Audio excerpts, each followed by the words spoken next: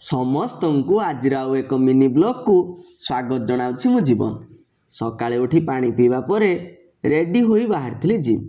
ପ୍ରଥମେ ବଡ଼ିକୁ properly warm up କରିବା ପରେ ବାରବେଲ୍ ସ୍କ୍ୱାଟ୍ରେ ଆରମ୍ଭ କରିଥିଲି ଆଜିର ଲେଗ୍ ଡେ। ପେଣ୍ଡୁଲମ୍ ସ୍କ୍ୱାଟ୍ର 3ଟି ସେଟ୍ରେ ମୋ ଜୀବନରୁ ପ୍ରାଣ ପ୍ରାୟ ବାହାରି ଯାଇଥିଲା। ଓଃ କି କଷ୍ଟ! ପରେ ଲେଗ୍ ଏକ୍ସଟେନସନ୍ର 3ଟି ସେଟ୍ 15 ରେପ୍ସର କରିଥିଲି। ଶେଷରେ କାଫ୍ ମସଲ୍କୁ ଟ୍ରେନ୍ କରି ଶେଷ କରିଥିଲି ଆଜିର ୱାର୍କଆଉଟ୍ ସେସନ୍। ଜିମ୍ରୁ ରୁମ୍ ଆସିବା ବେଳେ ପନିର ଓ ଦହି ଆଣିଥିଲି। ବ୍ରେକଫାଷ୍ଟରେ ରୁଟି ଓ ଡାଲି ସହ ପନିର ଖାଇଥିଲି। ସ୍କୁଲରୁ ଫେରିବା ପରେ ସନ୍ଧ୍ୟାରେ ଆରମ୍ଭ କରିଥିଲି ରୋଷେଇ। ଆଜିର ଇଣ୍ଡିଆ ସହ ନ୍ୟୁଜିଲାଣ୍ଡ ମ୍ୟାଚ୍ରେ ଅଭିଷେକ ଶର୍ମାର ବ୍ୟାଟିଂ ଥିଲା ପୁରା ଦମଦାର। ଯାହା ବି ହେଉ ରାତିରେ ସମଲେଶର ମୋର ମିଶି ଡିନର କରିଥିଲୁ, ଯେଉଁଥିରେ ଥିଲା ରୁଟି ସହ ଚିକେନ୍। ବ୍ଲଗ୍ଟିକୁ ଶେଷ ପର୍ଯ୍ୟନ୍ତ ଦେଖିଥିବାରୁ ଧନ୍ୟବାଦ।